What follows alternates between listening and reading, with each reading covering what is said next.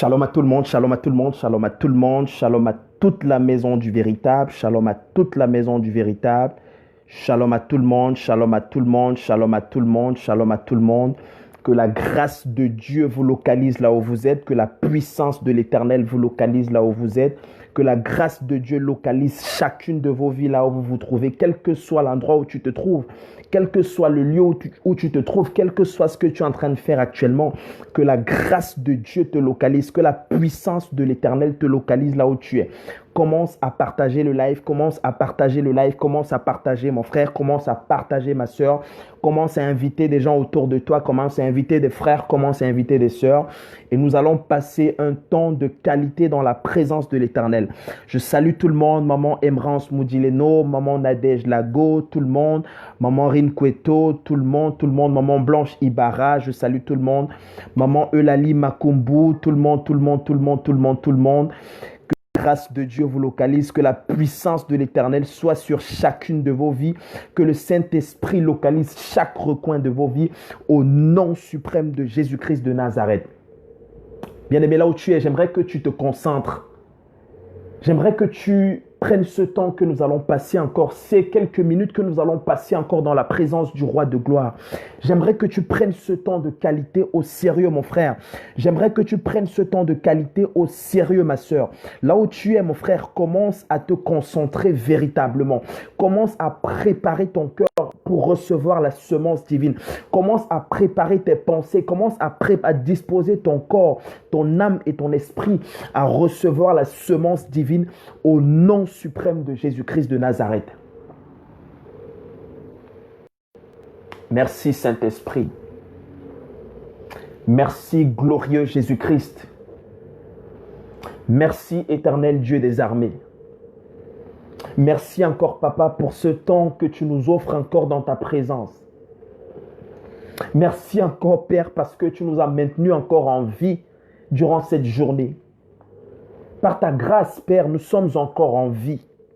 Par ta grâce éternelle, nous pouvons encore respirer. Par ta grâce éternelle, nous pouvons encore parler. Par ta grâce éternelle, nous pouvons encore voir. Par ta grâce éternelle, nous pouvons encore nous mouvoir. Oh Seigneur, nous refusons de croire que c'est un fait de hasard. Nous refusons de croire que c'est par le hasard que nous sommes en vie. Nous refusons de croire que c'est par le hasard que nous avons le souffle de vie. Oh, nous croyons que c'est en toi que nous avons toutes ces choses. Tu nous offres ta bonté en abondance. Tu nous offres ta paix en abondance. Tu nous accordes ta protection en abondance. Tu nous accordes ta sécurité en abondance. Même quand nous traversons dans la vallée de l'ombre de la mort, même quand nous traversons des moments difficiles, même quand nous traversons des situations compliquées, même quand tout le monde nous a lâchés, même lorsque tout le monde nous a abandonnés. Oh, toi, tu es toujours avec nous, Papa. Même dans notre infidélité, tu es avec nous. Même dans nos imperfections, tu es avec nous. Même dans nos fautes, tu es avec nous, Papa. Même dans nos péchés, tu es avec nous. Tu ne nous as jamais abandonnés, oh Seigneur. Comment ne pas t'adorer, Papa? Comment ne pas être reconnaissant envers toi? Comment ne pas être reconnaissant envers un Dieu si grand, un Dieu si bon, un Dieu si merveilleux, un Dieu si extraordinaire, un Dieu si glorieux, un Dieu si puissant. Comment ne pas te dire merci? Comment ne pas t'adorer, Éternel? Oh, c'est un privilège de t'appartenir. C'est un privilège de te servir. C'est un privilège de te connaître. C'est un privilège de te parler. C'est un privilège d'être dans ta présence encore ce soir. Quelle grâce. Oh, les morts ne peuvent pas t'adorer. Les morts ne peuvent pas communiquer avec toi. Les morts ne peuvent pas te glorifier. C'est à travers nos vies que nous voulons te glorifier, Père éternel. C'est à travers notre existence que nous voulons te glorifier. Tu nous as créés pour te servir. Tu nous as créés pour t'adorer. Tu nous as créés pour la seule gloire de ton nom. Oh Père, viens encore prendre la place dans nos vies ce soir. Viens encore prendre la place dans nos pensées ce soir. Viens encore prendre la place dans nos cœurs ce soir. Oh, nous abandonnons nos vies entre ta main, Éternel. Nous abandonnons notre être tout entier entre ta main. Nous abandonnons nos projets entre ta main. Nous abandonnons nos finances entre ta main, Éternel. Oh, c'est à toi qu'appartient la gloire. C'est à toi qu'appartient l'honneur. C'est à toi qu'appartient la sagesse. C'est à toi qu'appartient la majesté. C'est à toi qu'appartient la suprématie au nom suprême de Jésus-Christ de Nazareth. Oh Saint-Esprit, je t'en supplie, viens toucher encore nos vies ce soir. Je t'en supplie, Saint-Esprit, viens bouleverser encore nos vies ce soir. Viens changer encore nos vies ce soir. Viens changer nos pensées ce soir. Viens changer nos paradigmes mentaux ce soir. Viens changer encore notre façon de voir le Christ ce soir. Viens transformer notre existence. Viens sublimer notre existence. Oh, viens nous accorder ta paix. Viens nous accorder ta sécurité. Tu as dit dans ta parole, c'est dans le calme et la confiance que sera votre force. Oh, nous voulons être dans le calme. Nous voulons être dans le repos que toi seul tu es capable de nous donner. Que toi seul tu es capable de nous offrir. Que ta parole, Seigneur, nous visite encore ce soir. Que ta parole éternelle qui est comme un feu, que ta parole qui est comme un marteau qui brise le roc, oh, vienne encore briser le roc de l'incrédulité, vienne encore briser le roc du péché, vienne encore briser le roc, oh, de tout ce que l'enfer a programmé contre nous. Merci Yahweh. Merci Yahweh. Merci Yahweh. Merci Éternel. Oh, que seul ton nom soit glorifié encore ce soir. Que seul ton nom soit exalté encore ce soir. Que seul ton nom soit ovationné ce soir. Au nom suprême de Jésus-Christ de Nazareth. Nous avons ainsi prié. Amen. Amen. Amen. Merci Seigneur. Merci Papa. Merci Seigneur. Shalom à tout le monde, re-shalom à tout le monde, re-shalom à tous ceux qui viennent d'arriver, re-shalom à tous ceux qui viennent d'arriver, re-shalom à tous ceux qui viennent de nous retrouver, re-shalom à tous ceux qui viennent de se connecter dans la maison du véritable, re-shalom à tous ceux qui viennent de prendre contact avec nous. Si tu es là, mon frère et ma soeur, n'hésite pas à partager le live autour de toi. Si tu es là, n'hésite pas à inviter un frère, n'hésite pas à inviter une sœur. Et pendant que tu es en train de partager, que la grâce de Dieu localise ta vie, que la puissance de l'Éternel soit ton partage dans le nom suprême de Jésus-Christ de Nazareth.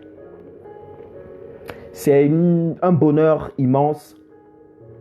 C'est une grâce imméritée. C'est une faveur imméritée d'être encore parmi vous ce soir, d'être encore là devant vous ce soir pour vous communiquer la pensée de Dieu, pour partager la parole de Dieu avec vous ce soir, pour décortiquer les mystères du royaume des cieux avec vous ce soir. Et la seule chose qui nous motive véritablement, la seule chose qui nous donne vraiment, qui nous passionne véritablement, qui nous donne vraiment la force d'être toujours là avec vous, parmi vous, tous les soirs, de partager cette parole glorieuse. La seule chose qui nous motive, c'est l'amour. C'est cet amour que le Christ a manifesté envers nous. Cet amour que Dieu le Père a manifesté envers nous les hommes, envers nous ses créatures, envers nous ses préférés. Cet amour qu'il a manifesté envers nous, c'est cet amour qu'il a répandu dans nos cœurs par le Saint-Esprit que nous essayons simplement de partager avec vous, que nous essayons simplement de partager entre nous. Et il n'y a rien de mieux que l'amour. Il n'y a rien au-dessus de l'amour. Il n'y a rien qui soit supérieur à l'amour. L'amour, c'est l'arme la plus puissante, c'est l'arme la plus extraordinaire. La dernière fois, nous avons parlé de l'amour de Dieu. Et aujourd'hui, nous allons aller dans la même direction. Nous allons aller dans le même tempo pour aborder un autre thème qui est, pour moi, est pour moi, est forcément le même thème. C'est certainement la même ligne directrice. C'est certainement le même thème. Et nous allons encore décortiquer les oracles de l'Éternel ce soir. Et la dernière fois, nous avons vu comment Dieu, qui a créé l'homme, parce qu'il a eu un problème au ciel. Il a eu un problème avec sa créature, qui était Lucifer, qui plus tard est devenu le diable. Donc, Dieu, ne pouvant donc pas régler son problème avec sa créature, lui étant Dieu, lui étant le Créateur, lui étant l'être suprême, lui étant l'être ou celui qui n'a besoin de personne pour être ce qu'il est, il a jugé inutile de régler son problème avec Lucifer. Il a jugé, comment dirais-je, rabaissant de régler son problème avec Lucifer. Pour lui, c'était comme se rabaisser, d'aller au corps à corps, d'aller au duel avec sa créature qui était Lucifer. Pour lui, c'était un peu rabaissant. Donc, il s'est dit, je ne vais pas me salir. Je ne vais pas lutter avec Lucifer. Je vais susciter une créature qui viendra enseigner à Lucifer qui je suis, qui viendra montrer à Lucifer comment est-ce qu'on m'adore, qui viendra montrer à Lucifer comment est-ce qu'on respecte Dieu. Oh, je ne sais pas si quelqu'un m'entend ce soir. Je ne sais pas si quelqu'un me reçoit ce soir. Je ne sais pas si quelqu'un me reçoit. Là où tu es, mon frère, ma soeur, là où tu es, si tu me reçois, donne-moi simplement un bon amen. Là où tu es, donne-moi simplement un bon amen. Et envoyez des cœurs, envoyez des cœurs, envoyez des cœurs, envoyez des cœurs. Envoyez des cœurs pour que le direct ne soit pas attaqué. Envoyez des cœurs en masse, envoyez des cœurs en quantité industrielle. Voilà. Donc, on a vu la dernière fois que Dieu, créant donc l'homme, l'homme et la femme, plaçant donc Adam et Ève dans le jardin d'Éden. Adam et Ève ont péché contre Dieu, ils ont péché contre la loi de Dieu, ils ont péché contre l'autorité suprême, ils ont péché contre la sainteté de Dieu, ils ont bradé les lois de Dieu. Et donc, ils ont été expulsés du jardin d'Éden. Et donc, depuis toujours, depuis ce temps, Dieu a toujours cherché à ramener l'homme à lui. Il a toujours cherché à ramener le cœur de l'homme à lui. Et donc, il a employé différentes méthodes pour ramener l'homme à lui. On a vu qu'il a fait une alliance, il a tissé une alliance avec Noé. Ensuite, il a tissé une alliance avec Abraham. Ensuite, il a tissé une alliance avec Moïse. Et voyant que, en mettant en place la loi, voyant que les hommes n'étaient pas capables de lui obéir comme il se devait, les hommes n'étaient pas capables de l'aimer comme il se devait, il a changé de stratégie. Il a choisi de satisfaire sa loi. Il a choisi de satisfaire sa sainteté par son amour. Et c'est ainsi qu'il a manifesté son amour envers les hommes en envoyant son Fils unique. En envoyant le Messie dans ce monde, en envoyant le Christ dans ce monde, en envoyant le Maître dans ce monde. Mais comment est-ce que le Maître est venu dans ce monde? Quelles étaient les entrailles par lesquelles il est passé? On l'a vu la semaine dernière. On a vu que Jésus est sorti d'une famille où il y a eu beaucoup de... Je ne sais pas comment je vais l'expliquer. Où il y a eu beaucoup de personnes qui ne méritaient même pas la mort de Dieu. Beaucoup de personnes qui ont péché contre Dieu. On a vu le cas d'Abraham qui a vendu sa femme pour de l'argent. Et on a qualifié cet acte de proxénétisme. Abraham qui aujourd'hui, de qui la Bible dit qu'il est le père de la foi. Il est taxé de proxénétisme. Et Jésus vient d'Abraham. On l'a vu dans Matthieu 1:1. Généalogie de Jésus-Christ, fils de David, fils d'Abraham. Et on a évoqué le cas de David. On a dit que David, le roi David, qui était un roi extraordinaire, et de qui Dieu dit qu'il est l'homme selon mon cœur, l'homme selon le cœur de Dieu. Et Dieu dit de lui qu'il est l'homme selon son cœur, alors qu'auparavant, David a couché avec la femme de son meilleur soldat. Et il va plus loin. Après avoir couché avec la femme de son meilleur soldat, il tue ce monsieur. Il tue ce dernier.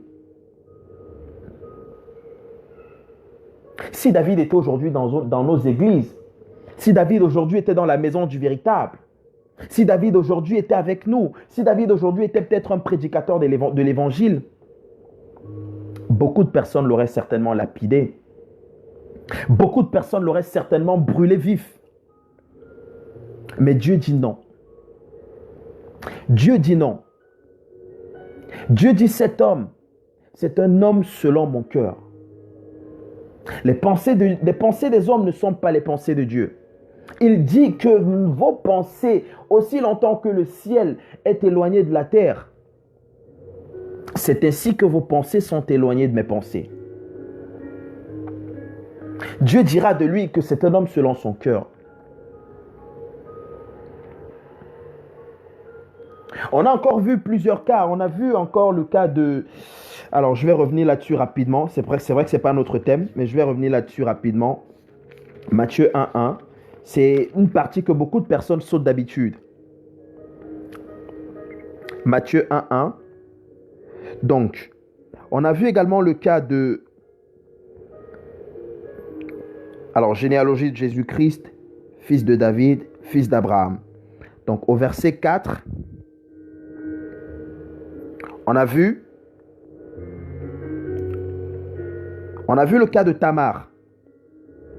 Tamar qui a couché avec Pharès et qui ont donné naissance à 2 enfants. Pourtant, Tamar s'est passée pour une prostituée pour avoir des rapports sexuels avec Pharès. Et ils ont donné naissance à 2 enfants, de qui vient Jésus-Christ. Donc, d'une relation impure, Jésus-Christ est sorti. Et Dieu le dira, je ne sais plus trop dans quel verset, je ne sais plus où, dans Ézéchiel, je ne sais plus, où il dira, il fait sortir du cadavre du miel. Donc, du cadavre, Dieu est capable de faire sortir du miel. La grâce de Dieu. La grâce de Dieu. La grâce de Dieu. Et donc, toujours dans cette même famille, on ne va pas trop rentrer dans les détails, on va voir également qu'il y a dans cette généalogie de Jésus-Christ, il y a Rahab la prostituée. Rahab qui était une prostituée. Dieu était assez puissant pour mettre fin à sa vie. Dieu était assez puissant pour l'éliminer de la terre. Mais il dit non.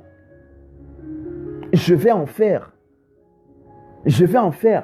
l'aïeul de Jésus-Christ. Je vais en faire l'aïeul du Messie. Je vais en faire l'aïeul du Sauveur du monde. Et donc, on voit donc dans quelles conditions Jésus-Christ vient au monde.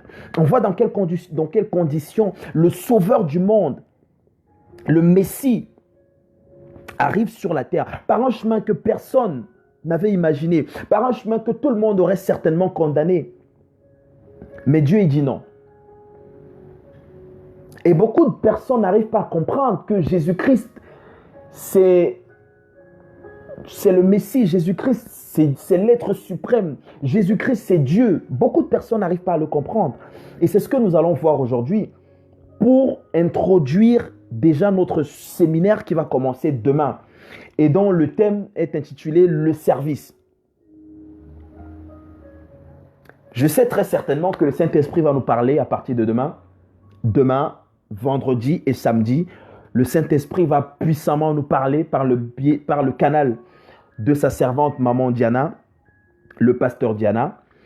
Donc, c'est le Christ que nous servons. C'est de lui qu'il est question. C'est lui qui est tout ce que nous avons de plus précieux. C'est lui qui est notre richesse.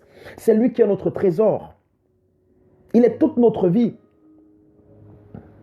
Et notre texte de base aujourd'hui, c'est dans Colossiens chapitre 1. Donc, là où tu es, mon frère et ma soeur, j'aimerais bien que tu m'aides à taper Colossiens chapitre 1. Colossiens chapitre 1. On va lire à partir du verset 16 ou du moins du verset 14. Colossiens 1, on va lire à partir du verset 14. Donc, on va lire de 14 à 16. Donc, là où tu es, j'aimerais que tu prennes ta Bible, je ne sais pas, peut-être que tu l'as dans ton téléphone, mais il est toujours important d'avoir une Bible par papier. C'est toujours important d'avoir une Bible par papier. Donc, on va lire ça rapidement, Je vais lire dans la version, j'aurais bien aimé lire dans la version Louis II. J'aurais bien aimé lire dans la version Louis II.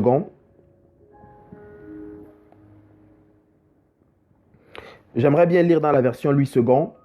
Donc, on va essayer de voir dans la version français courant ce que ça donne.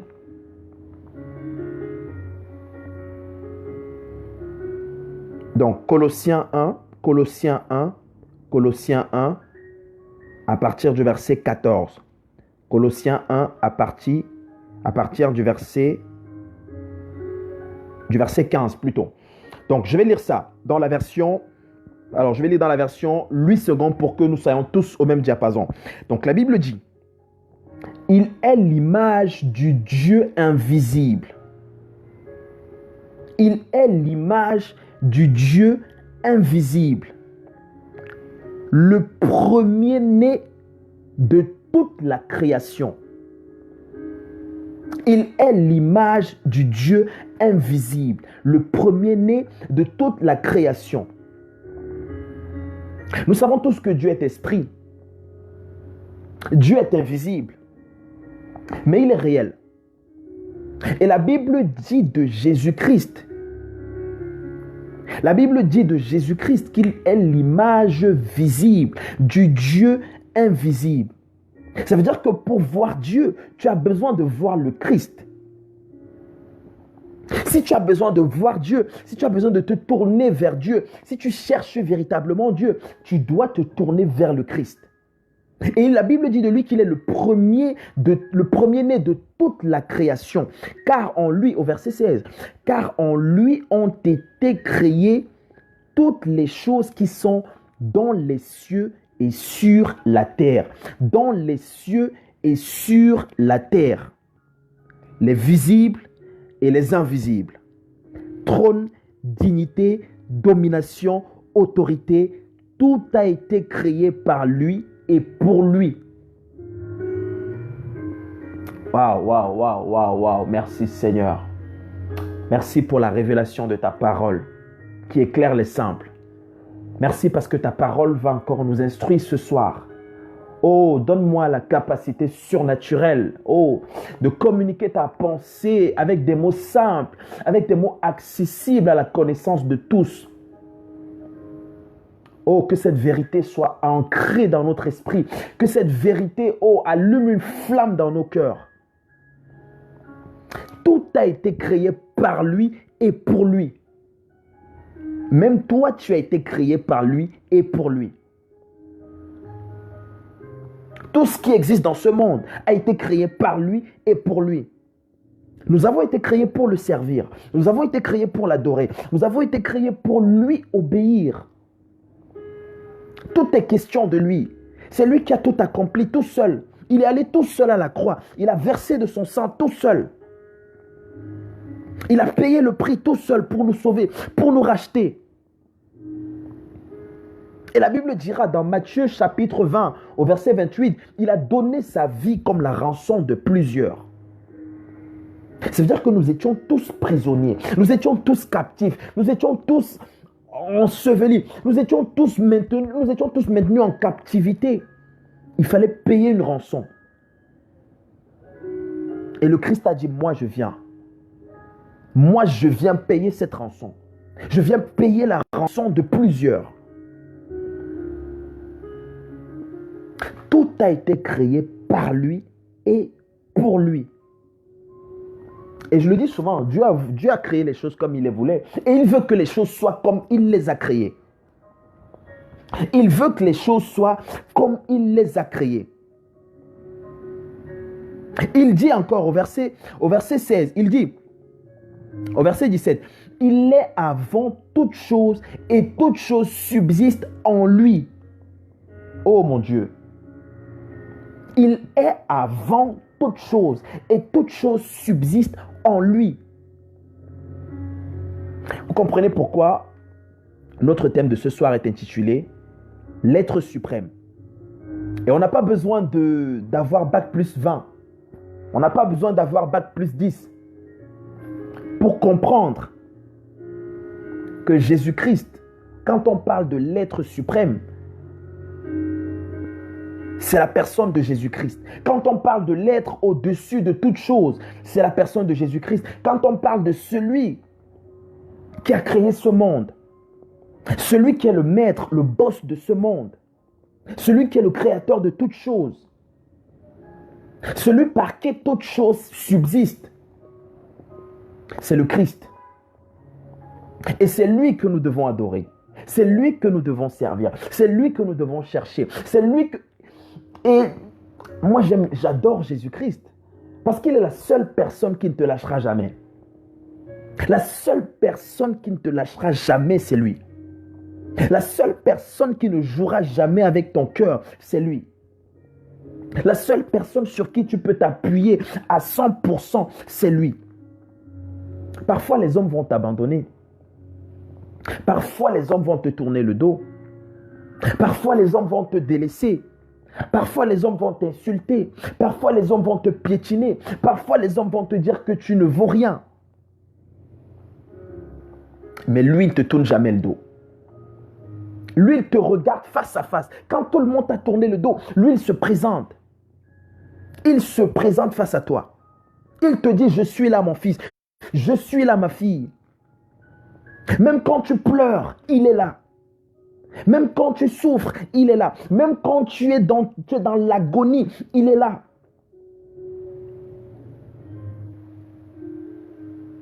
Il a été abandonné lorsqu'il était à Gethsémane. Lorsqu'il était dans ce pressoir, il a été abandonné même par ses disciples. C'était dur. Il n'avait personne. Il n'avait personne. Et il dit à Dieu, Père, éloigne de moi cette coupe. Si toutefois cela est possible, non pas ma volonté, mais ta volonté. Ça veut dire qu'il ne voulait même plus, il n'avait plus la capacité d'aller à la croix. Il ne voulait plus y aller. En fait, il n'est pas allé à la croix par une volonté, je ne sais pas comment l'expliquer. Il y allait par une volonté d'engagement. Il n'avait plus le choix. S'il avait le choix, il ne serait pas allé à la croix. Mais il n'avait plus le choix. Et je le dis souvent, aucun homme normal, aucun homme qui a toutes ses facultés mentales et physiques ne peut accepter d'être cloué comme un brigand sur une croix alors qu'il est innocent. Aucun homme normal. Mais lui, il l'a fait pour toi et moi, pour que nous soyons rachetés, pour que nous soyons sauvés, pour que nous échappions au feu de l'enfer, pour que nous échappions au piège de Satan. Il l'a fait pour toi et moi. Et ce soir, le Saint-Esprit m'a amené en fait, pendant que je préparais ce message, à voir un peu ce que Jésus a dit de lui-même.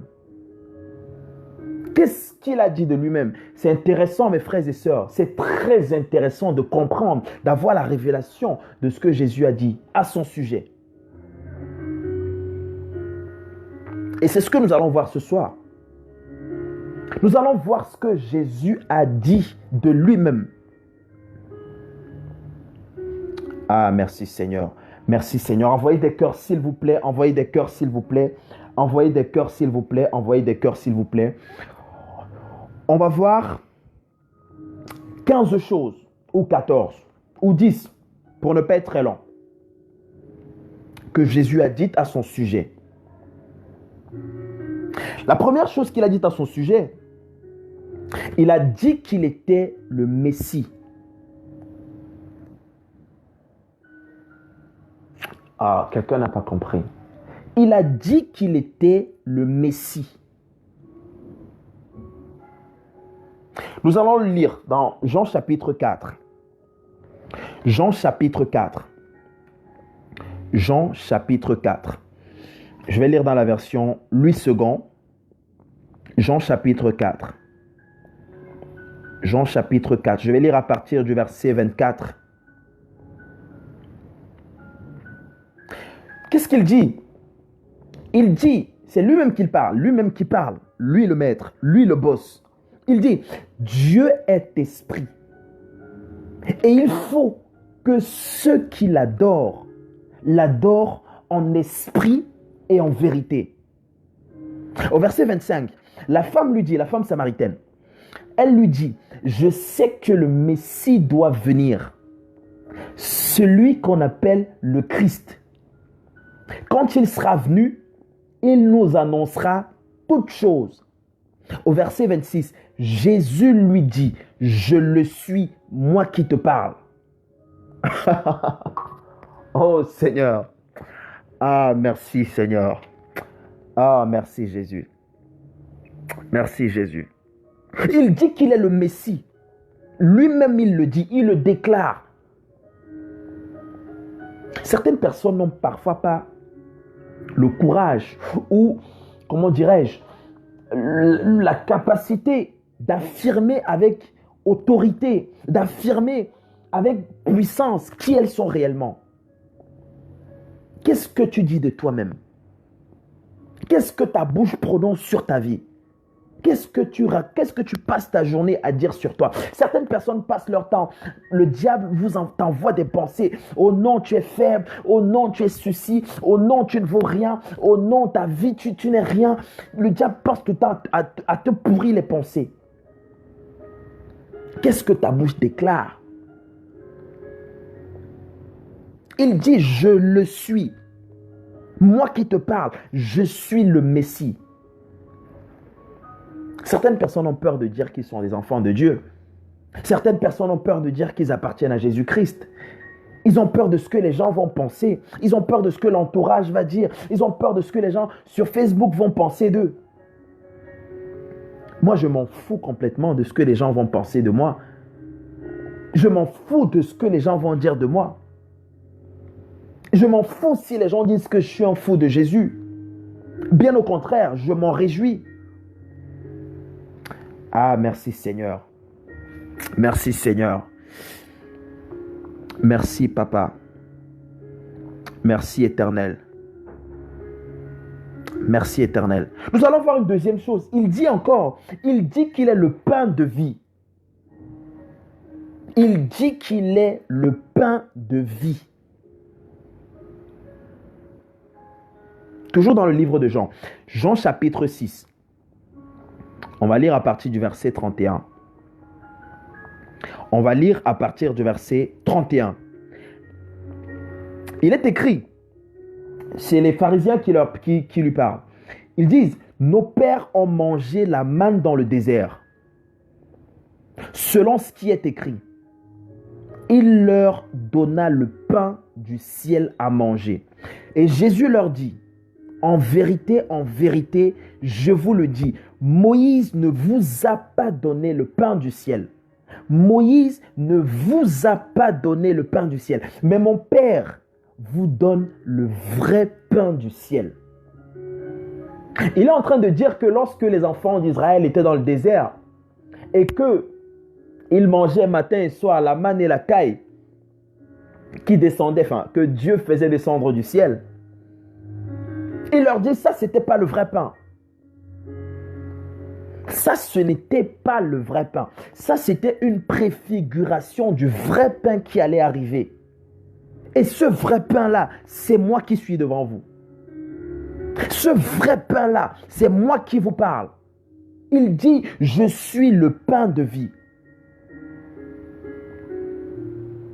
Il dit, mais mon Père vous donne le vrai pain du ciel. Au verset 33, il dit, car le pain de Dieu, c'est celui qui descend du ciel et qui donne la vie au monde. Qui donne la vie au monde. J'aime le verset 35. J'aime le verset 35 parce qu'il dit, Jésus leur dit, je suis le pain de vie. Celui qui vient à moi n'aura jamais faim. Oh mon Dieu. Ah, merci Seigneur. Merci Papa. Merci glorieux Jésus-Christ. Tu es merveilleux. Tu es extraordinaire.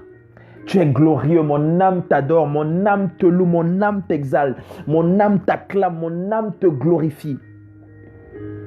Merveilleux Jésus-Christ. Oh Jésus le Christ. Sans toi, nous ne sommes rien. Sans toi, nous n'irons nulle part. Sans toi, nos vies ne représentent rien. Oh, prends ma vie ce soir, Papa. Prends ma vie ce soir, Jésus-Christ. Je te donne ma vie, Jésus. Prends ma vie. Il dit, celui qui vient à moi n'aura jamais faim. De quoi as-tu faim? De quoi as-tu faim? De quoi as-tu faim, mon frère et ma soeur? Tu as peut-être faim d'une relation amoureuse. Tu as peut-être faim d'argent. Tu as peut-être faim de voiture. Tu as peut-être faim de maison. Tu as peut-être faim des choses de ce monde. Il te dit, celui qui vient à moi n'aura jamais faim. Il ne dit pas, n'aura pas faim pendant une semaine, n'aura pas faim pendant un an, n'aura pas faim pendant 5 ans. Il dit, n'aura jamais faim. Oh, je vais poser la question à quelqu'un. Est-ce que Jésus est un menteur? Oh, je pose une question à quelqu'un. Est-ce que Jésus est un menteur?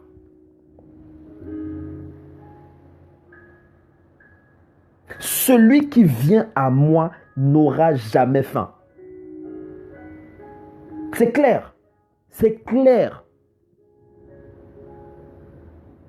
Waouh, waouh, waouh, waouh, waouh, waouh. Merci Seigneur, merci Seigneur, merci Seigneur. Il dit, et celui qui croit en moi n'aura jamais soif.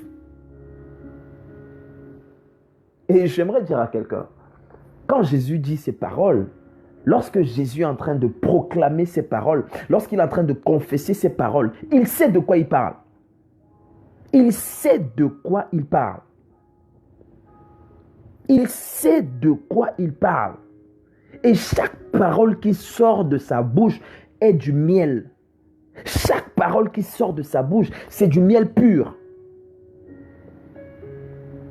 La Bible dit dans le livre de Proverbes, l'homme qui est rassasié, l'homme qui a tellement mangé, l'homme qui a le ventre plein, il foule aux pieds même le miel. Il foule aux pieds même le miel. Mais l'homme qui a faim, il dit l'homme qui a faim trouve agréable même les miettes qui tombent de la table du roi. Quand tu as faim, même si ce sont des miettes qui tombent de la table, tu vas courir pour manger ça. Quand tu as soif, même si on te donne de l'eau sale, tu vas courir pour boire de cette eau. Mais Jésus te dit, celui qui vient à moi n'aura jamais faim. Celui qui croit en moi n'aura jamais soif. C'est clair et limpide. Ah, merci Seigneur. Merci Seigneur. Merci Seigneur. Merci Yahweh. Merci Seigneur.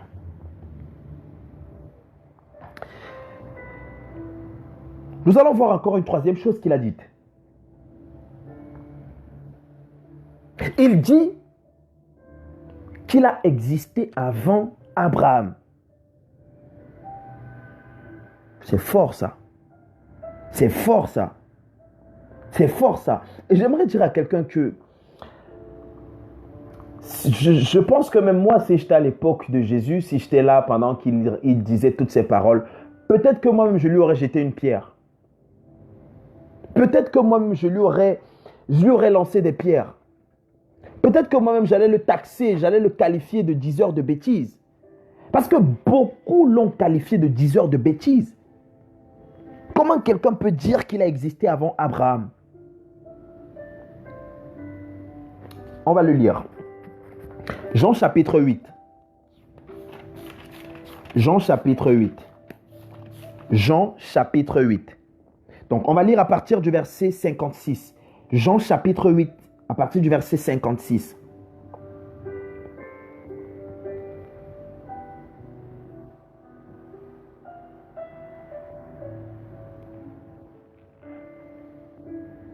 À partir du verset 56, il dit aux pharisiens, Abraham, votre père, s'est réjoui à la pensée de voir mon jour. Il l'a vu et en a été heureux. Donc il est en train de dire aux pharisiens que Abraham, il a vu le jour de la venue du Christ. Il a vu le jour de la venue du Sauveur. Et il a ri. Ah, Seigneur. Ah, Seigneur. Ah, Seigneur. Et il dit au verset 56. Il dit au verset 57. Les Juifs lui dirent, tu n'as pas encore 50 ans et tu as vu Abraham? Donc ils ne comprennent pas ce qu'il est en train de leur dire. Ils lui disent, tu n'as pas encore 50 ans et tu as vu Abraham. Jésus leur répondit, oui, je le déclare, c'est la vérité. Avant qu'Abraham ne soit né, je suis. Waouh, waouh, waouh. Quelqu'un ne comprend. Je ne sais pas si quelqu'un est en train de saisir la profondeur de ce texte, la profondeur des révélations qui sont ancrées dans ce texte. Il dit qu'avant qu'Abraham ne soit, avant qu'Abraham n'existe, avant qu'Abraham ne vienne au monde, lui, il existait déjà. Et c'est pareil pour nous tous. Avant que nous n'arrivions dans ce monde, avant de naître dans ce monde, nous avons existé au préalable. Nous avons existé avant. C'est pourquoi Dieu dira à Jérémie, Jérémie, Jérémie, avant que tu ne sois dans le ventre de ta mère, avant que tu n'en sois formé, je te connaissais déjà. Ça veut dire que ta naissance, ah Seigneur, ça veut dire que ta naissance n'est pas le début de ton existence. Ta naissance n'est pas le début de ta venue sur la terre. Ta naissance n'est pas le début de... C'est pas le jour de ta naissance que tu as commencé à exister. Tu as commencé à exister avant que tu ne sois né.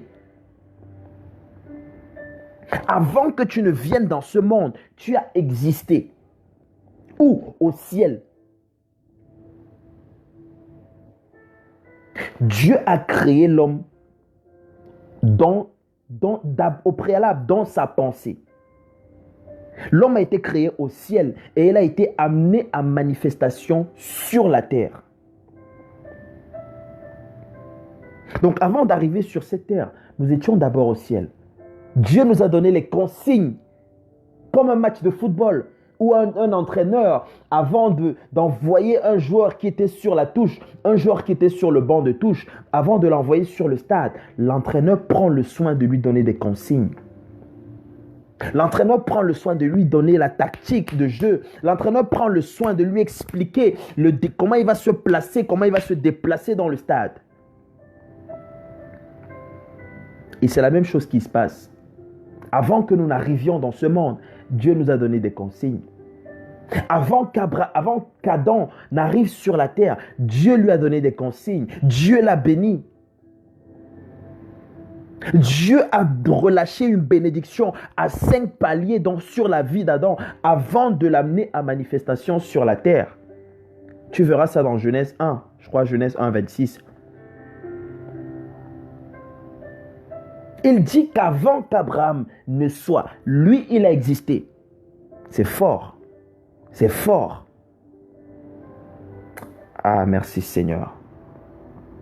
Merci Seigneur.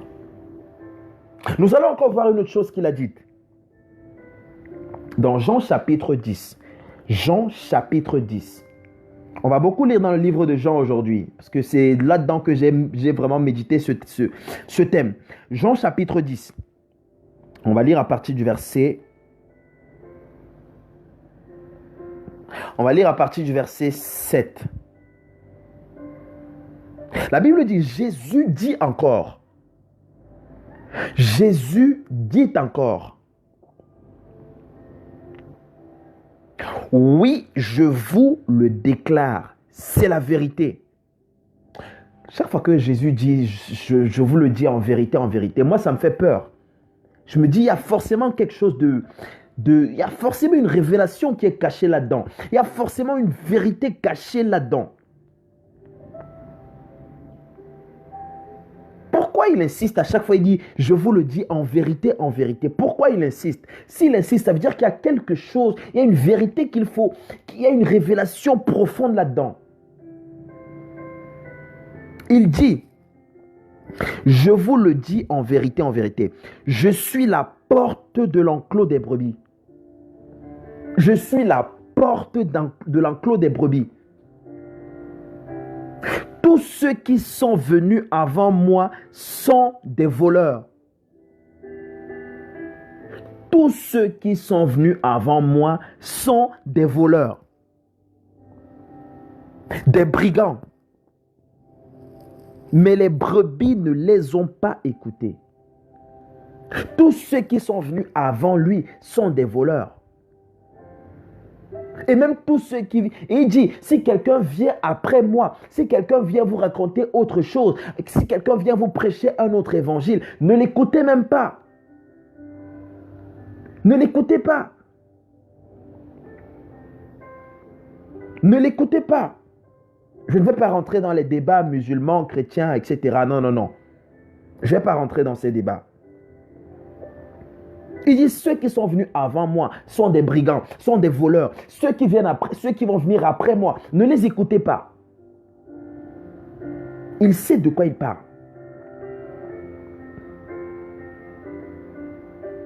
Il dit, je suis la porte. Oh mon Dieu, mon Dieu, mon Dieu, mon Dieu, mon Dieu. Oh Seigneur. Oh Seigneur. Aide-moi à passer par toi, je t'en supplie. Aide-moi à passer par toi. Aide-moi à entrer par toi. Il dit, je suis la porte.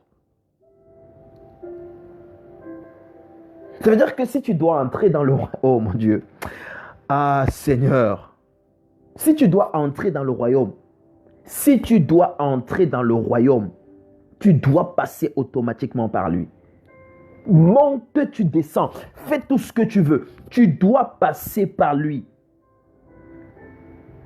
Il est incontournable. C'est incontournable. Tu ne peux pas entrer dans le bureau d'une société sans passer par la porte. Ce n'est pas possible.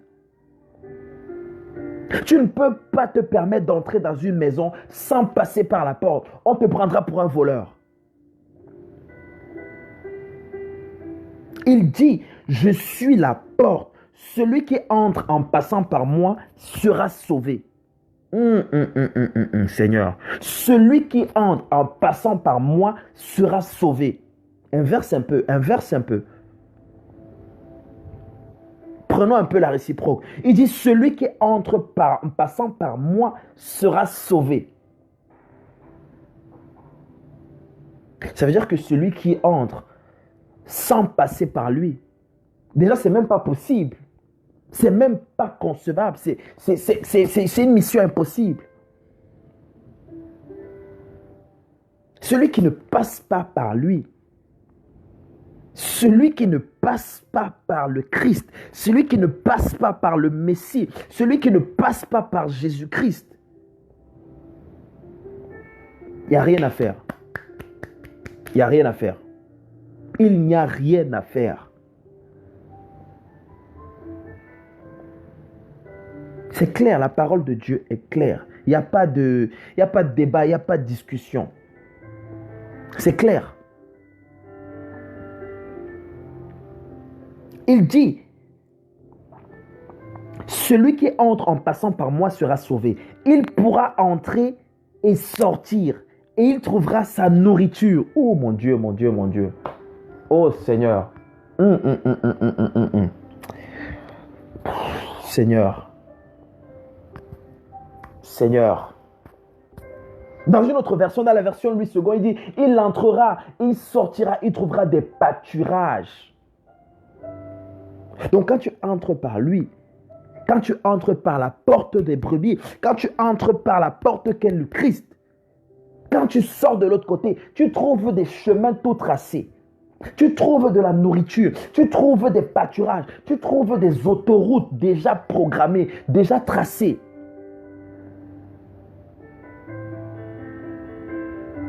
Waouh, waouh, waouh, waouh, waouh, waouh, waouh, waouh, waouh.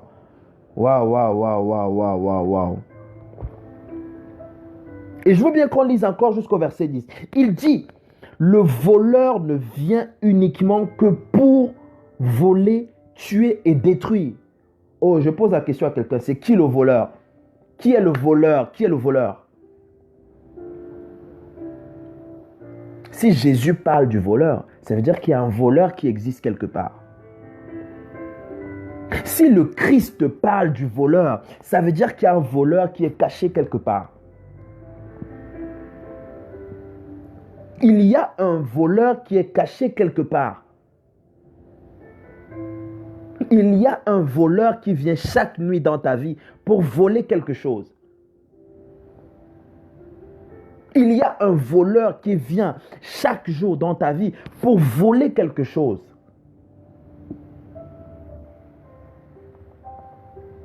Et le Christ nous dit, le voleur ne vient que pour dérober, égorger et détruire. Il ne vient que pour ça. Sa seule mission, c'est ça. Il n'a pas deux missions. Une seule mission. Dérober, égorger, détruire. Dérober, égorger, détruire. Dérober, égorger, détruire. Alors, si tu ne fais pas attention à ta vie, si tu ne fais pas attention à ta vie, si tu ne fais pas attention à toi-même, si tu ne fais pas attention à ta relation avec le Christ, tu seras emporté. Tu seras emporté. Oh, merci Seigneur. Merci Seigneur. Merci Seigneur. Merci Seigneur. Il dit, moi je suis venu pour que les humains, dans ma version c'est que les humains aient la vie. Moi je suis venu pour que les humains aient la vie. Il dit voilà pourquoi il est venu. Il dit voilà pourquoi il est venu. Il ne dit pas je suis venu pour aller dans l'Enganda. Il ne dit pas je suis venu pour aller dans les boîtes de nuit. Il ne dit pas je suis venu pour me construire des maisons. Il ne dit pas je suis venu pour m'acheter des villas. Non. Non. Il ne dit pas je suis venu pour avoir 50 000 relations sexuelles. Non.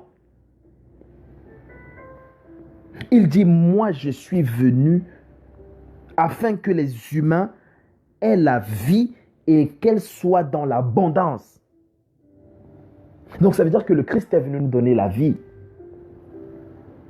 Le Christ est venu nous donner la vie. Et la vie en abondance. Et quand on parle de vie, ce n'est pas simplement la vie que nous vivons ici sur cette terre. Lorsqu'on parle de la vie, ce n'est pas simplement la vie ou le temps que nous passons sur cette terre. Non. Lorsqu'on parle de la vie que le Christ est venu nous donner, on parle de la vie éternelle. On parle de la vie après la mort. On parle de la vie dans le royaume des cieux. Ah Seigneur, aide-nous. Aide-nous à marcher sur ce chemin étroit et resserré qui mène à la vie. Aide-nous à marcher sur ce chemin étroit et resserré qui mène au salut. Oh, ne nous laisse pas, Seigneur, ne nous laisse pas nous perdre. Ne nous laisse pas nous égarer, Papa. Ne nous laisse pas pécher. Ne nous laisse pas emprunter des voies qui ne t'honorent pas. Je t'en supplie. Je t'en supplie, Yahweh. Je t'en supplie, El Olam. Je t'en supplie, El Elyon. Je t'en supplie, El Shaddai.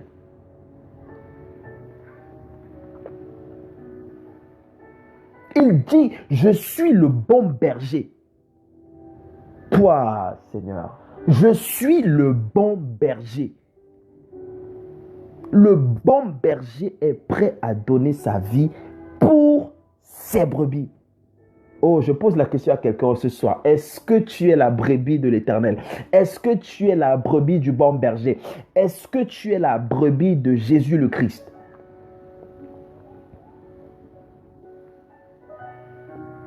Est-ce que tu es sa brebis? Rassure-toi d'être sa brebis. Rassure-toi de lui appartenir. Rassure-toi. Rassure-toi, même si c'est dur, même si tu as de la peine à vivre dans la sanctification, même si tu as de la peine, tu as un péché qui traîne encore dans ta vie, c'est dur. Accroche-toi, mon frère, accroche-toi, ma soeur. Il dit, le juste tombera 7 fois et il se relèvera 7 fois. Rassure-toi d'être toujours dans sa présence. Même si tu n'es pas parfait, même si tu as péché, même si ta vie est sale, même si tu vis encore dans l'impudicité, ce n'est pas grave. Rassure-toi d'être toujours dans sa présence, mon frère et ma soeur. Rassure-toi d'être toujours dans sa présence. Rassure-toi de lui appartenir.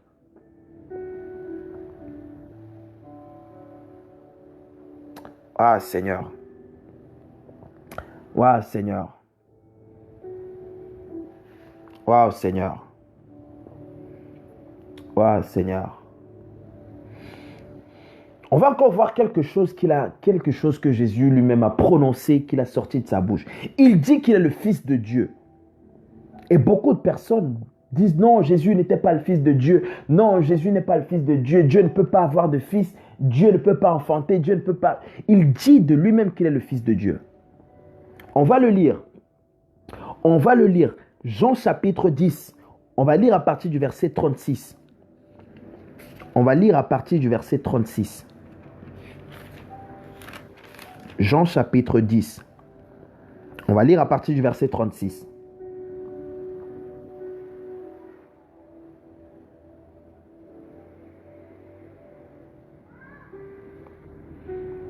Il dit, je vais lire à partir du verset 35. La Bible dit, nous savons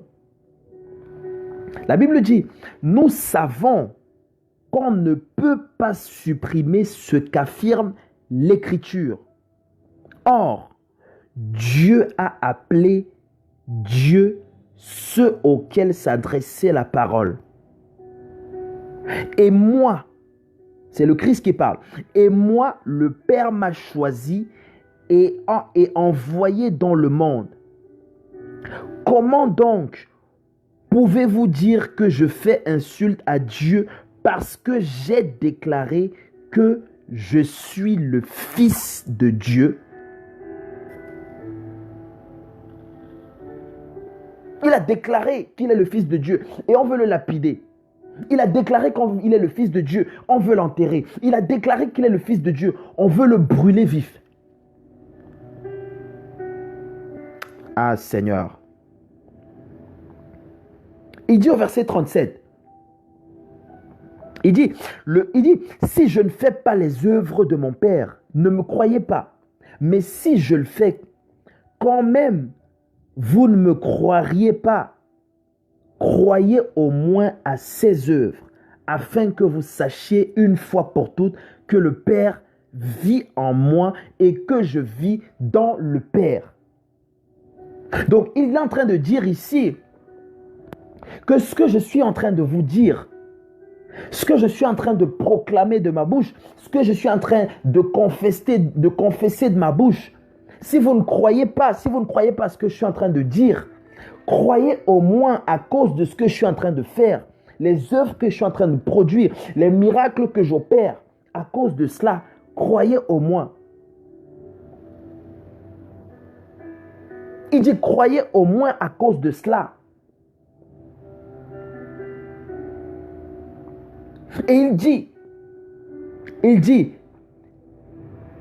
sachez une bonne fois pour toutes que le Père vit en moi et que je vis dans le Père. Oh, quelqu'un n'a pas compris. Quelqu'un n'a pas compris. Le Père vit en moi et moi je vis dans le Père.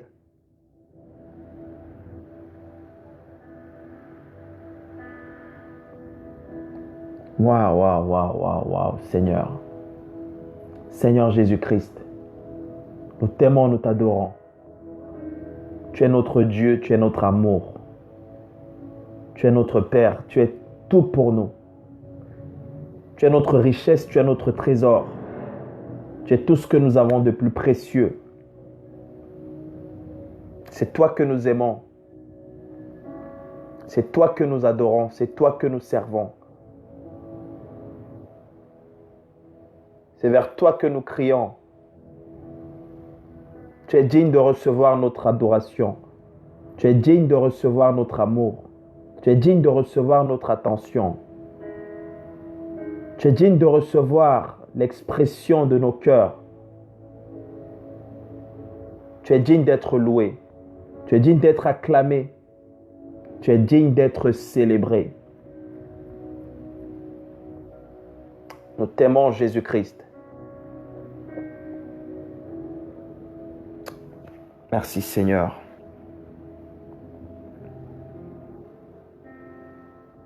Il dit, le Père vit en moi. Le Père vit en moi et moi je vis dans le Père. C'est extraordinaire. C'est extraordinaire. C'est extraordinaire. Je veux qu'on lise encore un autre récit dans Luc chapitre 22. Luc chapitre 22 au verset 70. Luc 22, 70.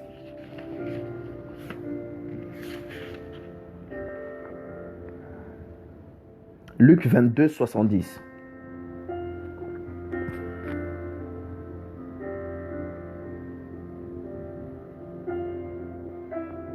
Luc 20.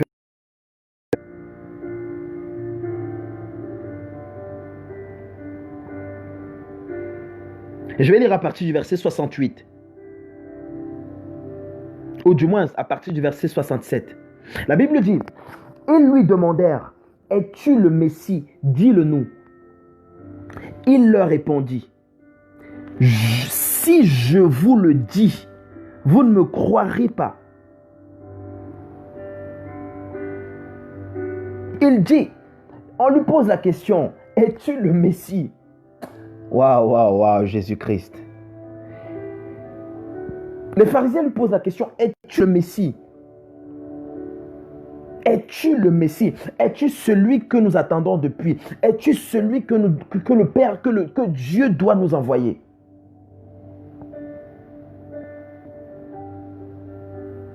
Il leur répondit, si je vous le dis, vous ne me croirez pas. Et si je vous pose une question, vous ne me répondrez pas.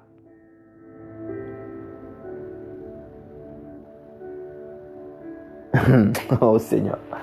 Oh Jésus-Christ. Oh Jésus-Christ. Parfois il y a des versets bibliques, quand tu les lis, tu te poses des questions, tu te dis, mais waouh, Jésus était animé d'un courage extraordinaire. Il était animé d'une autorité suprême. Il dit, si je vous dis que je suis le Messie, vous ne me croirez pas. Et si je vous pose une question, vous ne me répondrez pas. Waouh. Ensuite, il dit, mais dès maintenant, le Fils de l'homme siégera à la droite du Dieu puissant. Au verset 70, tous s'exclamèrent, tu es donc le Fils de Dieu. Il leur répondit, vous le dites, je le suis. Vous le dites, je le suis. Waouh.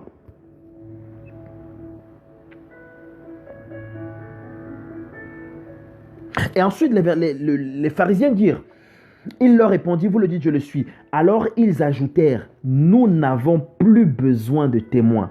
Nous avons nous-mêmes entendu ses propres paroles. Ils ont entendu la parole de Dieu. Ils ont entendu la parole du Christ. Ils ont vu le Christ leur parler. Ils ont vu le Christ leur dire que je suis le Fils de Dieu.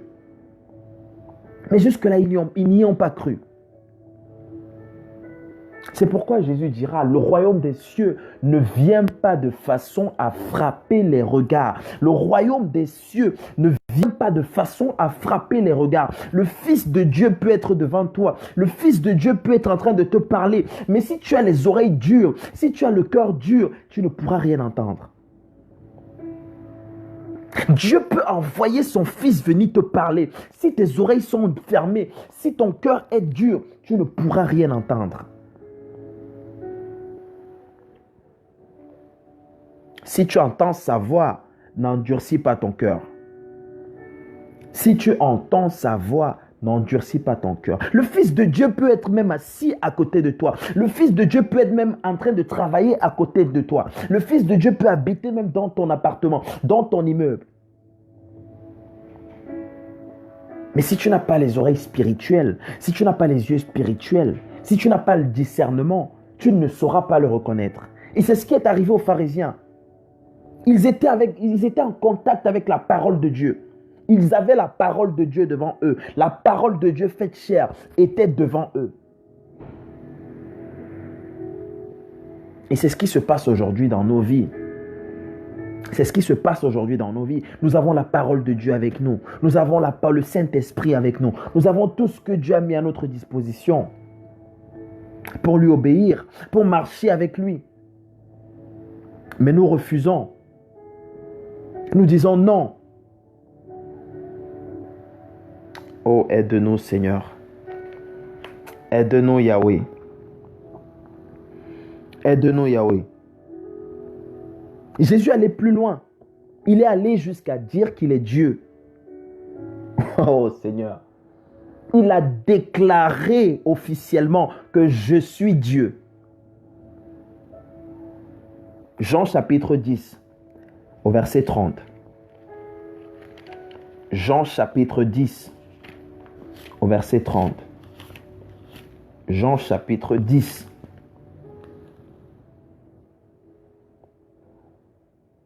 Au verset 30. Je vais lire à partir du verset 29. Jean 10, 29 à 30.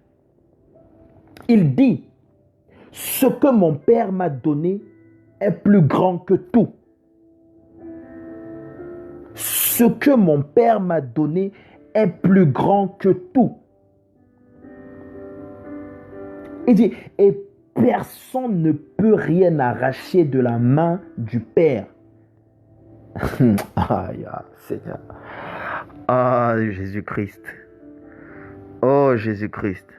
Tu es extraordinaire. Tu es merveilleux. Tu es glorieux. Tu es puissant. Il dit, ce que mon Père m'a donné est plus grand que tout. Et personne ne peut rien arracher de la main du Père. Il dit au verset 30, le Père et moi, nous sommes un. Oh, quelqu'un n'a pas compris. Il dit, moi et le Père, nous sommes un. Moi et le Père, nous sommes un. Je pose la question à quelqu'un, c'est qui le Père?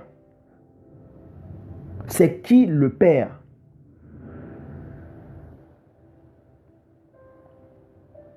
Le Père, c'est Dieu. Donc Jésus est en train de dire, moi et Dieu, nous sommes un. Moi et le Créateur, nous sommes un. Moi et l'être suprême, nous sommes un. Waouh, waouh, waouh, Seigneur. Et au verset 31, la Bible dit, c'est étonnant de lire le verset 31, c'est extraordinaire de voir ce qui se passe. Au verset 31, la Bible dit, les Juifs ramassèrent de nouveau des pierres pour les jeter contre lui. Quelqu'un vous déclare ouvertement qu'il est Dieu. Il vous déclare ouvertement qu'il est le Créateur. Et vous voulez le lapider. Et vous voulez le lapider. Waouh, Seigneur. Oh Seigneur. Oh Seigneur. Il a encore dit. Il a dit qu'il est la résurrection et la vie. Il a dit qu'il était la résurrection et la vie. Jean chapitre 11. Jean chapitre 11. Je vais lire ça rapidement, du verset 25 au verset 26. Jean 11.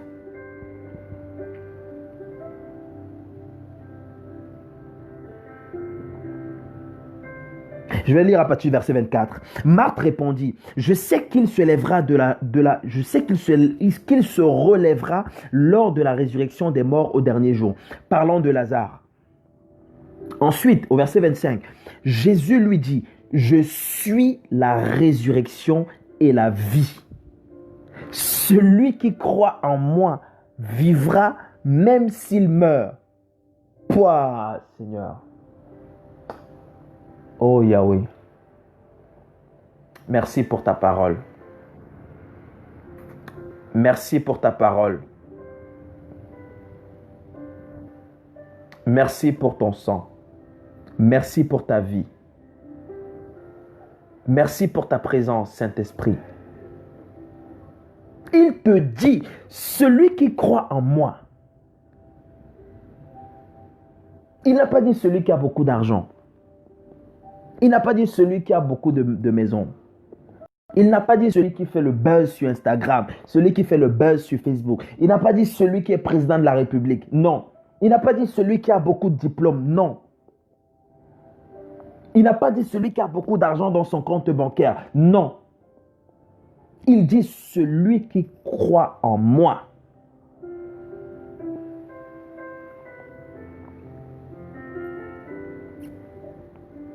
Il dit, celui qui croit en moi vivra même s'il meurt. C'est fort. Et je l'ai dit tout à l'heure, lorsque Jésus parle, il sait de quoi il parle. Il sait de quoi il parle. Lorsqu'il te dit, celui qui croit en moi vivra même s'il meurt. Oh Seigneur. Ça veut simplement dire qu'il y a une vie après la mort. Ça veut simplement dire qu'après la mort, il y a quelque chose qui se passe. Après la mort, il y a quelque chose. Je le dis toujours ici, la vie n'est pas un accident. La vie n'est pas un hasard. Après la mort, il y a une autre vie. La mort n'est que le passage de cette vie à une autre. La mort n'est que la migration du temps présent vers l'éternité. Parce que le temps n'est qu'une parenthèse dans l'éternité. Nous venons de l'éternité, nous sommes dans le temps et après avoir passé le temps sur la terre, nous allons entrer encore de nouveau dans l'éternité. Et Dieu, il n'est pas dans le temps. Dieu est en dehors du temps. C'est-à-dire qu'il connaît le passé, il connaît le présent, il connaît le futur. Il connaît le jour de ta mort. Il sait ce qui va t'arriver dans une semaine. Il connaît toutes les situations par lesquelles tu passes actuellement. Il connaît ce qui t'agace. Il sait ce qui t'empêche de dormir. Il sait exactement ce qui trouble tes pensées. Parfois, c'est dur de comprendre Dieu, parfois. Parfois, c'est compliqué de comprendre Dieu. Parfois, c'est compliqué de comprendre Dieu. Ta tête ne peut pas comprendre Dieu. Ton cerveau est trop petit pour comprendre Dieu. Même nos cerveaux réunis ne peuvent pas comprendre Dieu. On réunit tous nos cerveaux, on ne pourra pas comprendre Dieu. Il est trop grand. Il est trop extraordinaire.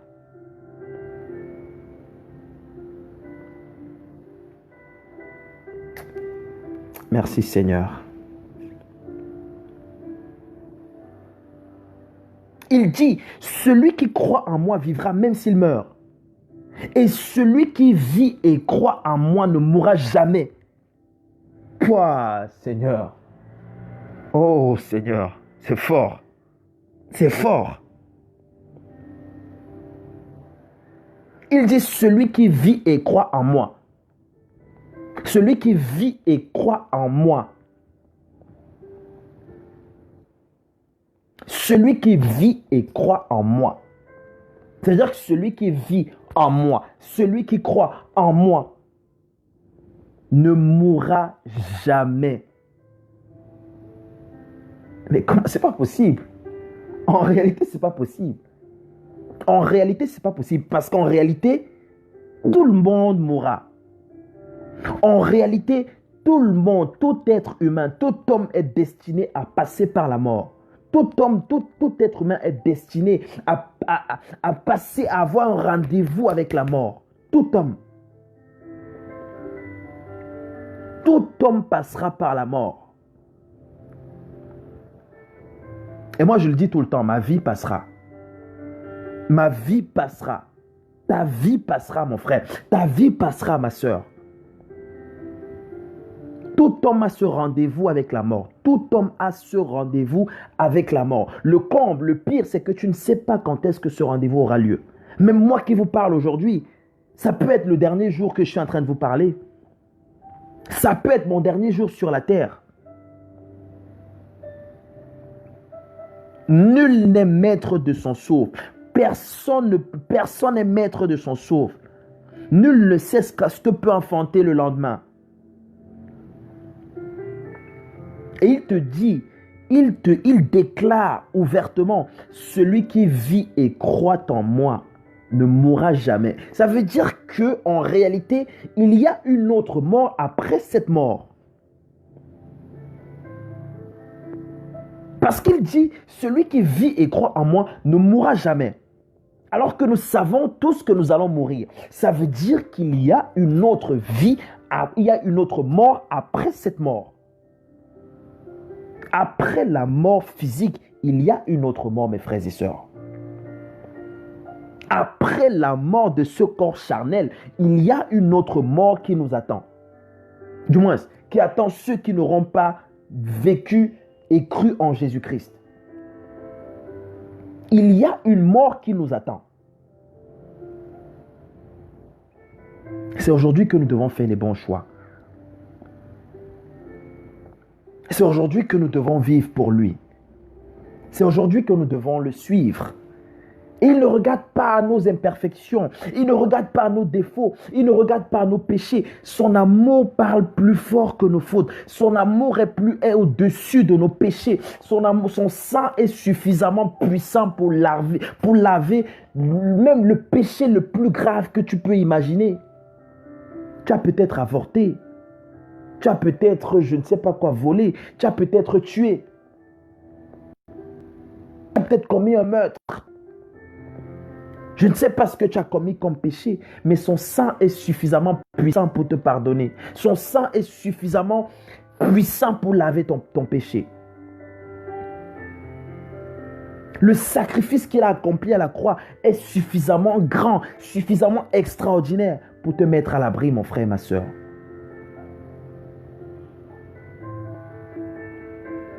Prends la décision de marcher avec lui. Prends la décision de le suivre. C'est en le suivant qu'il va te débarrasser de toutes ces choses. C'est en le suivant qu'il va te détacher de toutes ces choses. C'est en le suivant que tu pourras voir la lumière. Ne regarde pas tes fautes. Ne regarde pas à ta vie. Ne regarde pas à tes défauts. Ne regarde pas, ne te dis pas non, je suis pauvre, non, je suis gros, non, je suis laid, non, je suis... Non, non, non, non, non, non, non. Non, le Christ ne te regarde pas comme ça. Déjà, ce corps n'est qu'une enveloppe.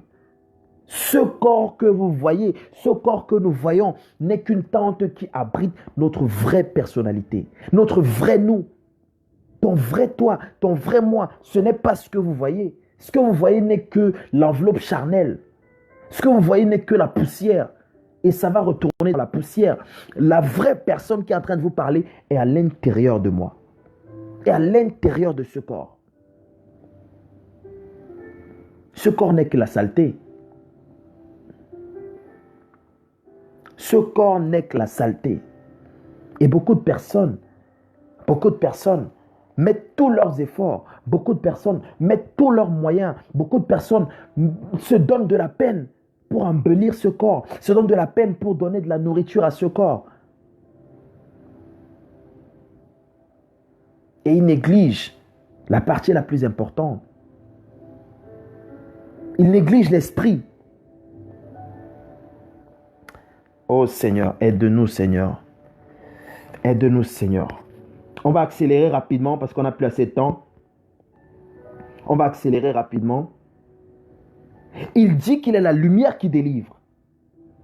Jean chapitre 12, on va lire du verset 44 au verset 46. Jean chapitre 12, 44 à 46. Jésus s'écria, celui qui croit en moi, croit en réalité. J'aime trop ce verset. Il dit, celui qui croit en moi, croit en réalité, non pas en moi, mais en celui qui m'a envoyé. Seigneur, c'est fort. C'est fort. Il dit, celui qui croit en moi, croit en réalité, non pas en moi, mais en celui qui m'a envoyé. Celui qui me voit, voit celui qui m'a envoyé. Moi, je suis venu dans ce monde, je suis venu dans le monde comme lumière, afin que quiconque croit en moi ne reste pas dans l'obscurité. Ah, merci Seigneur. Merci Seigneur. Il dit, quiconque croit en moi ne reste pas dans l'obscurité.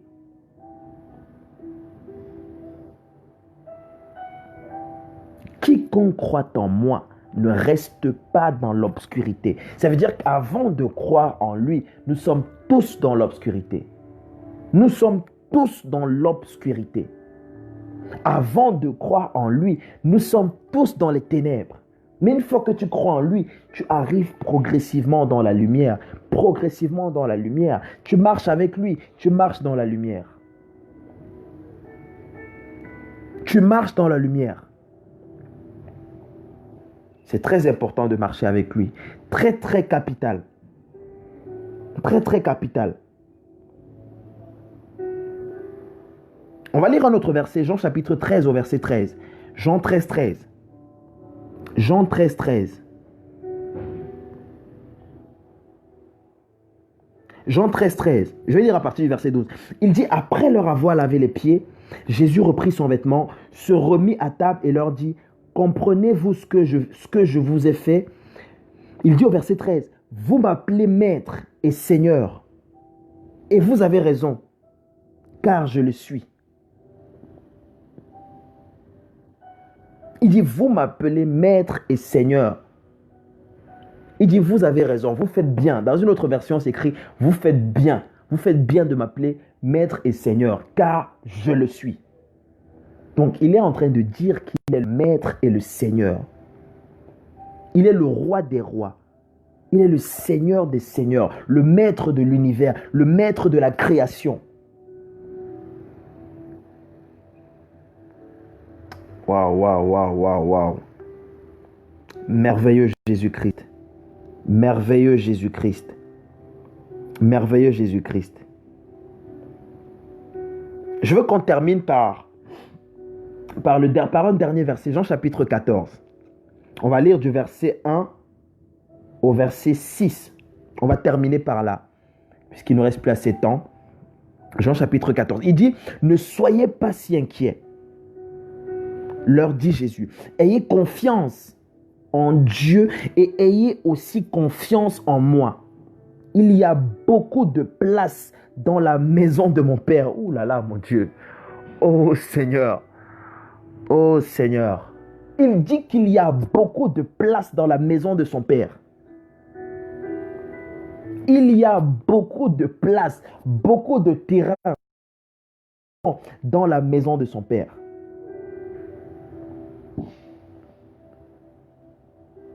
Il dit, sinon, vous aurais-je dit que j'allais vous préparer le lieu où vous serez. Et après être allé vous préparer une place, je reviendrai et je vous prendrai auprès de moi, afin que vous soyez vous aussi là où je suis. Donc ça veut dire que sa volonté parfaite, sa volonté suprême, son désir ardent, c'est que nous soyons là où il est actuellement. Actuellement, il est où? À la droite de Dieu le Père. Actuellement, il est où? Dans les lieux célestes. Et son désir ardent, c'est que nous soyons avec lui. Son désir ardent, c'est que nous soyons assis, positionnés avec lui dans les lieux célestes. Waouh. Il dit, vous connaissez le chemin qui conduit où je vais. Thomas lui dit, Seigneur, nous ne savons pas où tu vas. Comment pourrions-nous en connaître le chemin? J'aime le verset 14. Il dit, Jésus lui répondit, je suis le chemin, la vérité et la vie. Personne ne peut aller au Père autrement que par moi. C'est clair et limpide. C'est clair et limpide. Il dit de lui qu'il est le chemin, la vérité et la vie. Tu ne peux pas accéder au royaume des cieux sans passer par lui. Tu ne peux pas entrer au ciel sans passer par lui. C'est pas possible. Ce n'est pas possible. Ah, merci Seigneur. Merci Seigneur. Merci Seigneur. Il est l'unique chemin. Il est l'unique vérité. Il est l'unique vie. C'est en lui que nous avons tout. Et c'est par lui que nous pouvons tout. C'est extraordinaire de constater que dans ce monde, il y a tellement de... Dans ce monde, il y a tellement de religions. Dans ce monde, il y a tellement de doctrines. Et quand nous menons un peu les investigations, quand nous observons un peu l'attitude des humains, on se rend compte qu'en réalité, les hommes n'ont pas de problème avec Dieu. En soi, les hommes n'ont aucun problème avec Dieu. En soi, les religions n'ont aucun problème avec Dieu. Tout le monde parle de Dieu. Tout le monde reconnaît qu'il y a un Dieu qui existe. Mais,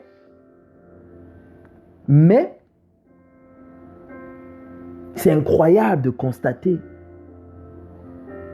Ou alors, dirais-je, c'est absurde de voir ou de se rendre compte que des gens ou certaines religions ont un problème avec Jésus-Christ. Les gens ne veulent pas qu'on parle de Jésus-Christ. Ils ne veulent pas qu'on dise que c'est Jésus qui est Dieu.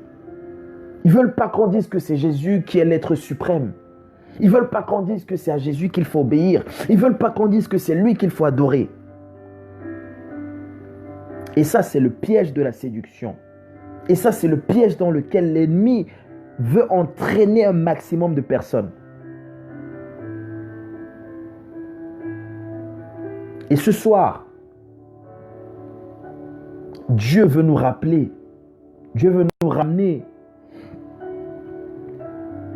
Dieu veut ancrer cette vérité dans nos cœurs, dans nos esprits, de ce que c'est Jésus-Christ qui est l'être suprême. Il n'y a sous le ciel aucun autre nom par lequel nous avons été sauvés.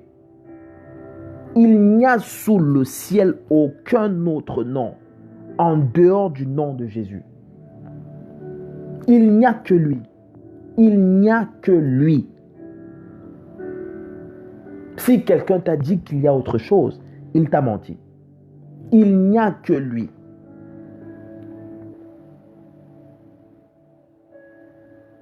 C'est pourquoi j'aime souvent chanter, parfois je suis chez moi et je commence à chanter. Je dis, il n'y a que toi, Yahweh, il n'y a que toi. Il n'y a que toi, Jésus, il n'y a que toi. Il n'y a que toi, mon Dieu, il n'y a que toi. Il n'y a que toi, mon roi, il n'y a que toi. Il n'y a que lui. Il n'y a que lui pour nous aimer. Il n'y a que lui pour nous pardonner. Des fois, nous commettons des fautes. Des fois, nous faisons des choses qui sont désagréables. Des fois, nous prononçons des paroles qui sont impures. Des fois, nous regardons des choses que nous ne devons pas regarder. Des fois, nous touchons à des choses impures. Mais comment est-ce que Dieu pourrait nous pardonner pour tout ce que nous faisons de mal, de si grave? Comment est-ce que nous comptons obtenir le pardon de Dieu? Il n'y a qu'en lui que nous avons ce pardon. Il n'y a que lui qui est capable de nous pardonner parfaitement. Il n'y a que lui qui est capable de nous laver parfaitement. Il n'y a que lui qui est capable de nous justifier gratuitement. Donc ce thème ce soir était venu un peu pour préparer un peu en quelque sorte le séminaire que nous allons avoir à partir de demain. Et j'aimerais bien inviter un frère, j'aimerais bien inviter une sœur à être véritablement concentré durant ces 3 jours de séminaire. Peut-être que Dieu ne t'a pas parlé depuis une semaine, 2 semaines. Peut-être que tu n'as pas entendu Dieu te visiter comme il se doit. J'aimerais t'inviter à te concentrer pendant ces 3 jours. Et non pas seulement être concentré, mais à inviter également un maximum de personnes autour de toi. Un maximum de personnes à tes côtés. À venir recevoir la semence divine. À venir recevoir la parole de Dieu. Donc ce sera pendant 3 jours, à partir de demain. Donc le rendez-vous est pris pour, je crois, 16 heures, je crois. Si je ne me trompe pas. Donc c'est à partir de 16 heures. Et nous croyons véritablement que Dieu va nous visiter, mais puissamment. Nous croyons véritablement que Dieu va encore nous faire du bien. Il va encore renouveler nos pensées. Il va encore renouveler notre état d'esprit, renouveler nos paradigmes mentaux. Et ce ne sera que bénéfique pour nous tous. Voilà. Donc nous allons nous arrêter là pour ce soir.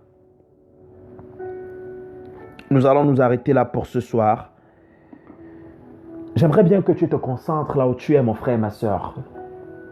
J'aimerais bien que là où tu es, tu dises merci à Dieu.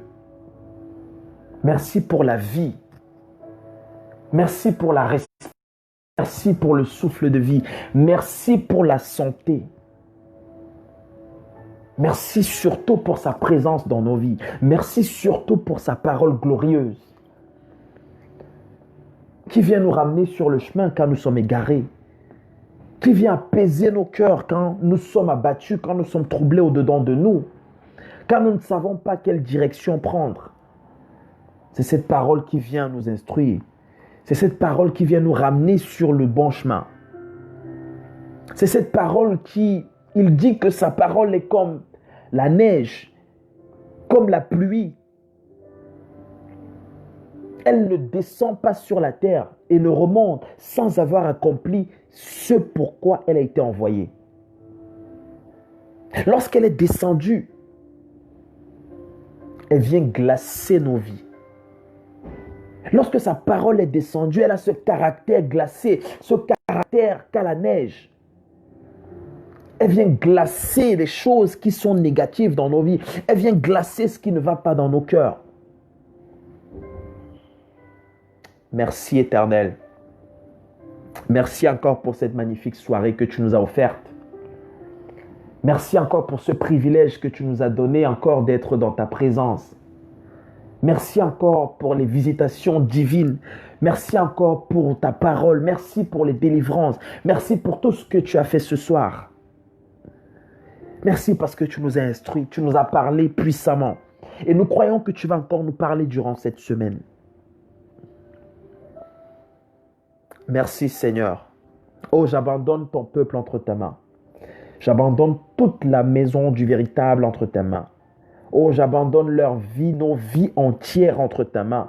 Oh, que ta protection soit notre partage. Que ton amour soit répandu dans nos cœurs par le Saint-Esprit. Que ta grâce soit renouvelée encore dans chacune de nos vies. Au nom suprême de Jésus-Christ de Nazareth. Béni sois-tu, Père, pour qui tu es. Béni sois-tu, Père, pour ta bonté. Béni sois-tu, Père, pour ton amour dans nos vies. Que la gloire te revienne. Que l'honneur te revienne. Que la puissance te revienne. Au nom suprême de Jésus-Christ de Nazareth. Amen. Amen. Amen. Voilà, donc, on va s'arrêter là pour ce soir. Donc, je vais saluer une ou deux personnes vite fait. Donc, un shalom spécial à maman Eulalie Makumbu. Que la grâce de Dieu te localise. Shalom à maman Maria Mayo. Shalom à tout le monde. Maman Fali Madjensi. Shalom. Shalom papa Chris Bouesso. Shalom maman Divine Écossais. Shalom papa Buiner Biakala. Que la grâce de l'Éternel soit sur ta vie. Maman Lucie Sob. Que la puissance de l'Éternel vous localise. Shalom à tout le monde, shalom à tout le monde. Maman Christ-Élibat, que la grâce de Dieu soit ton partage. Au nom suprême de Jésus-Christ de Nazareth. Maman Emrance Moudileno, que la puissance de l'Éternel te localise là où tu es. Shalom à tout le monde. Maman Natacha Tsongo, à tout le monde, tout le monde, tout le monde, tout le monde. Maman Bertie Bis, que la grâce de l'Éternel vous localise. Que la puissance de l'Éternel soit votre partage. Au nom suprême et glorieux de Jésus-Christ de Nazareth. Shalom à tout le monde. Papa Christ Novek, que la puissance de l'Éternel soit ton partage. Que son amour soit encore répandu dans ton cœur par le Saint-Esprit. Maman Princia Bikoum, Maman Rin Kweto, que la grâce de l'Éternel vous localise puissamment.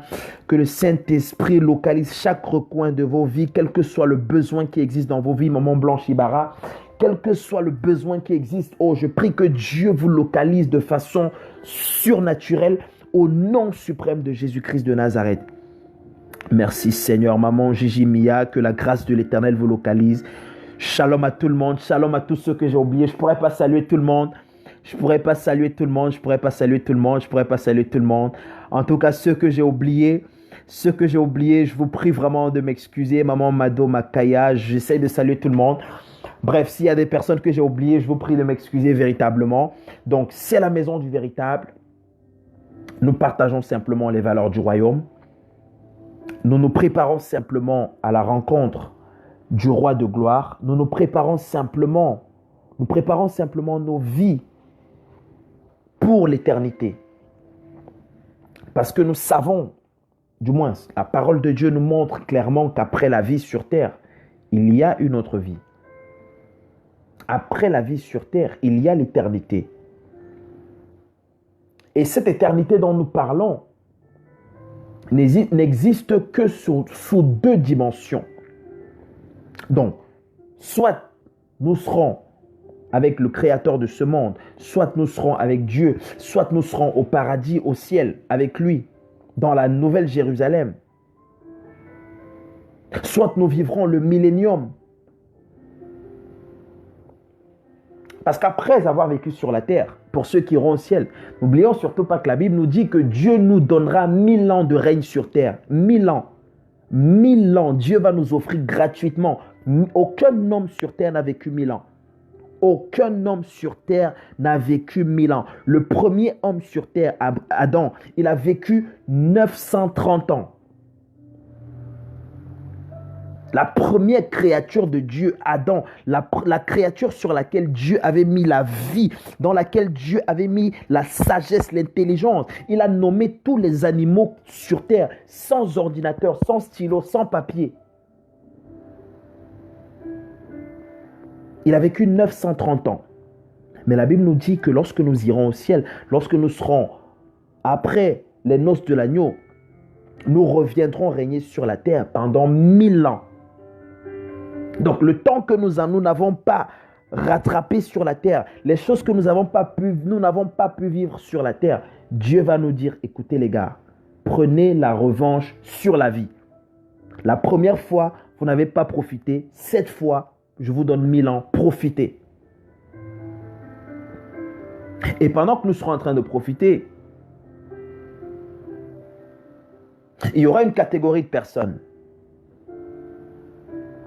Il y aura d'autres personnes qui seront ceux que la Bible appelle les rebelles.